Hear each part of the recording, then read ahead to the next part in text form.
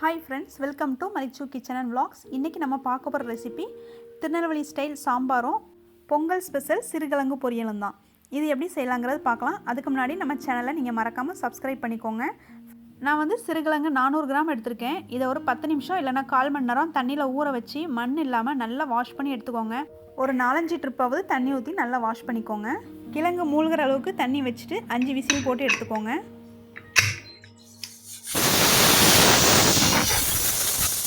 Next வந்து புளி ஒரு சின்ன நெல்லிக்காய் அளவுக்கு ஊற வச்சிருக்கேன். இது நல்லா ஊறட்டும். இப்போ நம்ம காய் கட் பண்ணிடலாம் சாம்பாருக்கு. நான் பீன்ஸ் எடுத்துர்க்கேன். உங்களுக்கு வந்து வீட்ல எந்த காய் இருக்கோ அந்த காயை வச்சு சமைச்சிடலாம். நான் வந்து ஒரு 4 பீன்ஸ் எடுத்துர்க்கேன். அப்புறம் ஒரு பாதி முருங்கைக்காய் எடுத்துர்க்கேன். முருங்கைக்காவை நல்லா தோல் எடுத்துக்கோங்க.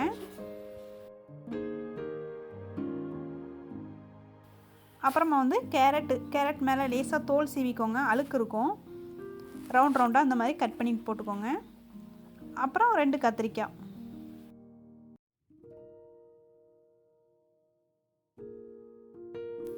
இப்போ இந்த காயெல்லாம் நல்லா வாஷ் பண்ணிக்கோங்க. நெக்ஸ்ட் வந்து தக்காளி கட் பண்ணிக்கிறேன். நான் தக்காளி வந்து 4 தக்காளி எடுத்துருக்கேன்.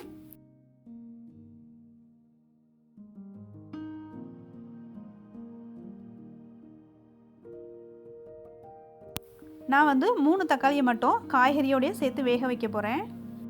இன்னொரு தக்காளியை பருப்போட சேர்த்து வேக வச்சிடலாம்.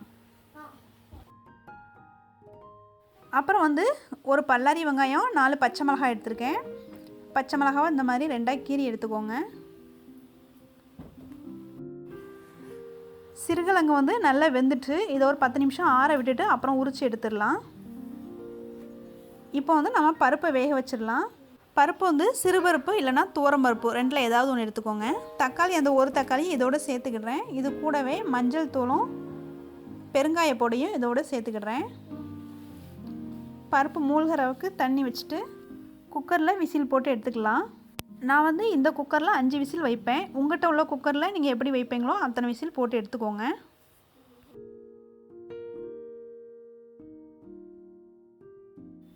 இப்போ வந்து சிறுகிழங்கு நல்லா ஆறிச்சு, தோல் எடுத்து வச்சுக்கலாம்.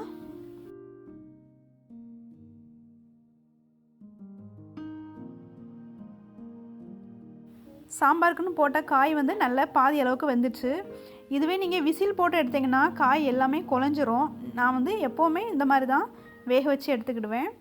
இப்போ வந்து சிறுகிழங்கை வந்து பெருசாக இருந்துச்சுன்னா 3-3ஆக கட் பண்ணிக்கோங்க. சின்னதாக இருந்துச்சுன்னா 2-2ஆக கட் பண்ணிக்கோங்க. இந்த மாதிரி கட் பண்ணி எடுத்துக்கோங்க. இப்போ வந்து இதை பொரிச்சு எடுத்துக்கலாம். கடாய் காஞ்சதோ ஒரு 4 டேபிள் ஸ்பூன் அளவுக்கு எண்ணெய் இதோட ஊற்றிக்கோங்க. எண்ணெய் நல்லா காஞ்ச உடனே நம்ம கட் பண்ணி வச்சுருந்த சிறுகிழங்கை இதோட சேர்த்துக்கோங்க. இதை வந்து உடனே போட்டு ரொம்ப கிண்டி கொடுக்காதீங்க. இது கூடவே கொஞ்சமாக உப்பு சேர்த்துக்கிடுறேன். சும்மா லேசாக அந்த மாதிரி லேசாக பரட்டி விடுங்க. ரொம்ப கிண்டி கொடுக்கணும் தேவையில்லை. ஏன்னா நம்ம வேக வச்சுருக்கோம், இல்லைனா எல்லாம் ஒன்று போல் சேர்ந்துடும்.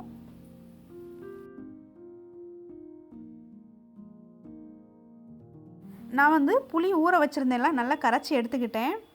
காய் பாதி அளவுக்கு வெந்த பிறகு புளி தண்ணியை வந்து இதோட சேர்த்துக்கிடுறேன். கொஞ்சமாக உப்பு போட்டுக்கோங்க. மிளகாத்தூள் 1 டீஸ்பூன், மல்லித்தூள் 1 டீஸ்பூன், அப்புறம் வந்து சாம்பார் பொடி வந்து 1.5 டீஸ்பூன். சாம்பார் பொடி நீங்கள் வீட்டில் அரைச்சதாக இருந்தாலும் சரி தான், கடையில் உள்ளதாக இருந்தால் பரவாயில்ல. 1.5 டீஸ்பூன் ஆட் பண்ணிக்கோங்க. இதில் போட்டு லேசாக மிக்ஸ் பண்ணி ஒரு கொதி விட்டுருங்க. இப்போ வந்து நம்ம காய் போட்டு ஒரு 2 நிமிஷத்துக்கு பிறகு இந்த மாதிரி திருப்பி விட்டுக்கலாம். அடியில் லேசாக ஒட்டுற மாதிரி இருந்தால் எக்ஸ்ட்ரா கொஞ்சம் எண்ணெய் ஊற்றிக்கோங்க. இதில் வந்து 2 டீஸ்பூன் அளவுக்கு தனி மிளகாய் தூள் சேர்த்துக்கிடுறேன். சேர்த்த பிறகு இதை நல்லா கிண்டி விட்டுருங்க. இதை கிண்டி விட்டுட்டு சிம்லேயே வச்சுக்கோங்க. அப்பப்போ இதே மாதிரி கிண்டி விட்டுக்கோங்க. நெக்ஸ்ட்டு வந்து சாம்பாருக்கு மசாலா அரைச்சி எடுத்துக்கிடலாம். இதுக்கு வந்து இந்த மாதிரி ஒரு 4 துண்டு தேங்காய் எடுத்துக்கோங்க. ஒரு 1/4 மூடி இருந்தாலே போதும், ரொம்ப சேர்க்கணும்னு தேவையில்லை. இது கூடவே கொஞ்சமாக 1 டீஸ்பூன் அளவுக்கு சீரகம், அப்புறம் 1 பல் பூண்டு. இதை வந்து கொஞ்சமாக தண்ணி சேர்த்து 1 பாதியமாக அரைச்சிக்கோங்க. ரொம்ப மையாக அரைக்கணும்னு தேவையில்லை. இப்போ இதை அரைச்ச பேஸ்ட்டை சாம்பாரோடு சேர்த்துக்கிடுறேன். மசாலா சேர்த்து ஒரு கொதி வரட்டும். ஒரு கொதி வந்த பிறகு நம்ம அப்புறமா பருப்பு இதோடு சேர்த்துக்கலாம். இப்போ வந்து காயை இன்னொரு ட்ரிப்பு கிண்டி விட்டுக்கலாம். இந்த மாதிரி சிம்மில் வச்சே கிண்டி கொடுத்துட்டே இருங்க. ஃபுல் ஃப்ளேம் வைக்கணும்னு தேவையில்லை. இனிமேல் பருப்பு நல்லா வெந்துருச்சு. நல்லா இந்த மாதிரி ஒரு கரண்டி இல்லைன்னா மத்து வச்சு நல்லா மசிச்சு விட்டுக்கோங்க. இப்போ வந்து பருப்பை இதோட ஊற்றிக்கலாம். பருப்பை இதோட ஊற்றிட்டு ஒரு 3-4 நிமிஷம் சிம்மில் வச்சே நல்லா கொதிக்க விட்டுக்கோங்க.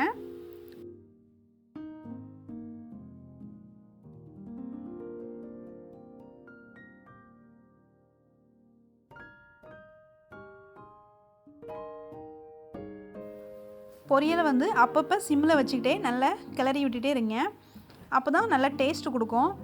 ஃபைனலாக இது கூட தேங்காய் எண்ணெய் சேர்த்துக்கோங்க. 2 டீஸ்பூன் அளவுக்கு சேர்த்தா போதும். தேங்காய் எண்ணெய் வந்து இதில் லாஸ்ட்டாக சேர்க்கும் போது டேஸ்ட் ரொம்ப நல்லாயிருக்கும் இந்த பொரியலுக்கு. இப்போ வந்து சாம்பாருக்கு நம்ம தாளித்து விட்டுக்கலாம். கடுகு, கருவேப்பிலை, வெந்தயம், வெங்காயம் போட்டு தாளித்து எடுத்துக்கலாம்.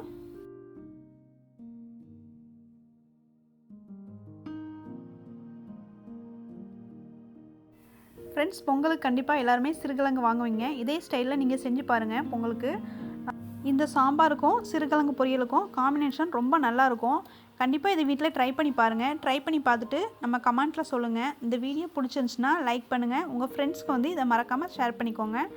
நம்ம சேனலில் புதுசாக பார்க்குறீங்கன்னா மறக்காமல் சப்ஸ்கிரைப் பண்ணிக்கோங்க. கூடவே பக்கத்தில் இருக்க பெல் பட்டனையும் கிளிக் பண்ணிவிட்டு ஆளுங்கிற ஆப்ஷனையும் கிளிக் பண்ணிக்கோங்க. அப்போ தான் நான் போடுற வீடியோஸ் வந்து உங்களுக்கு நோட்டிஃபிகேஷனில் காட்டும். நான் மறுபடியும் வேறு ஒரு டிஷ்ஷில் உங்களை மீட் பண்ணுறேன். வீடியோ இது வரைக்கும் வாட்ச் பண்ணதுக்கு தேங்க்யூ.